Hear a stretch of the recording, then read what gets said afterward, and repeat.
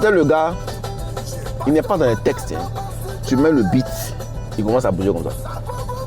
Tous les arrangeurs vous diront, tous ceux qui ont travaillé avec vous diront que c'est le meilleur artiste au studio.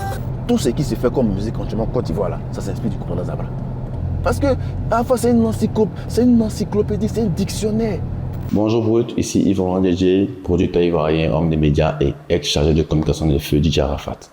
Aujourd'hui, 12 août 2026, ça fait 7 ans qu'il nous a quittés. Et comme chaque année, depuis 2019, moi je vais au cimetière, prier pour lui, déposer des fleurs pour le repos de son âme. Et j'ai décidé de vous amener avec moi, donc on y va.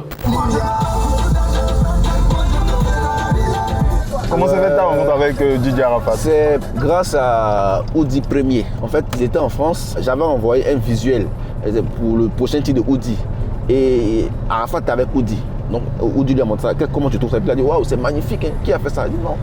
Il y a mon chargé comme mon manager en Côte d'Ivoire. Il est à Abidjan. Il a dit ok, bon, donne-moi son contact. Quand je vais arriver à Abidjan, j'ai bossé avec lui. Donc je suis là un jour, je quittais chez ma soeur à Faya. Mon téléphone sonne. Allô, ça va? Il dit ça va. Il dit c'est Birus Sama. Donc, il est tiqué. Il dit Birus Sama. Il dit DJ Arafat. Je dis non, je ne crois pas. Il faut m'appeler en vidéo. Il met la vidéo, il voit mon idole, mais je suis en extase. Je suis en extase, frère. Et quand il est venu à Abidjan, il me rappelle, je suis allé à l'aéroport. Et c'est de là que tout est parti. Je suis arrivé en tant que chargé de communication. Et je te raconte une anecdote. Je suis couché avec madame, tout ça là. Et mon téléphone sonne. Il voit le numéro de mon patron. Il dit allô boss. Il dit tu as 10 minutes pour être devant chez moi. Mais il a coupé. Il n'est pas causant. Faut pas t'y venir. Tu vois ce que je dis? C'est-à-dire, il te dit, tu vois ce genre d'information là, non? Tu as 10 minutes pour être devant chez moi. Il n'est pas, en fait, il ne te demande pas, il t'informe que toi, tu as 10 minutes pour être devant chez lui. Faut pas que tu vas être là. C'est une formation militaire. Moi, il m'a formé. Il m'a donné l'amour du travail. Moi, j'adore ça. Je suis prêt pour tous les valeurs.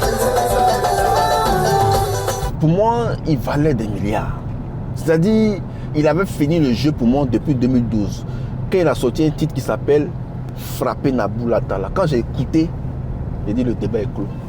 Ce gars, il est trop fort, le débat, il est clos. Quand je vois les gens écouter Arafat, et puis quand moi je vois les gens parler de lui aujourd'hui après sa mort, je dis mais waouh, quel honneur j'ai eu. Tu vois ce que je dis? Quel honneur j'ai eu d'avoir bossé avec cette personne-là. Aujourd'hui là, c'est un jour triste, mais c'est un jour de célébration. Des fois Kouraman. Bon là, on est dans la cité groupement 4000 qu'on appelait à l'époque cité Arafat. C'est ici, il jouait avec les enfants, il faisait les saltos. Vous voyez, il tapait pendant ses prestations, c'est ici, il la prenait. Et là, on va tourner à gauche là. Sa villa était juste à côté. On arrive bientôt devant la maison. Ah, que d'émotion. Et voici sa chambre en haut. Il y avait son petit salon en bas, voilà. Voici le garage qui est là, ça pourrait contenir que 2 voitures, donc du coup, il garait toutes les voitures à côté. Quand je vois ça, je suis peiné, j'ai mal. Ici, là, ça devait même plus être habité. Hein. Ça devait être un musée, tu vois. Voilà, on est sur la fameuse rue de l'accident. Arafat a fait l'accident. Moi, j'étais malheureusement pas là. Bon, malheureusement, je ne sais pas. J'étais pas là. C'est là qu'on se mettait souvent avant d'entamer les sorties nocturnes ici. Ça c'est là, donc c'est là qu'il était assis. Il était assis, on s'assoit là. Et puis après on continue. Il avait une amie qui est là, on s'assoit. Il faut que je garde quand même pour lui rendre hommage. C'est là qu'il est tombé.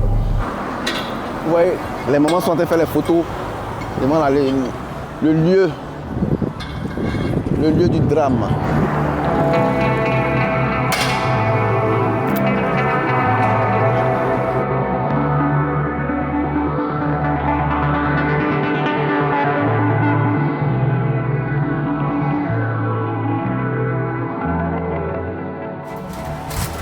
Chaque année, je viendrai. Tant que Dieu me donne la santé, tant qu'il me donne la longue vie, je viendrai. Pour moi, c'est un devoir. C'est un devoir, je me dois de faire ça.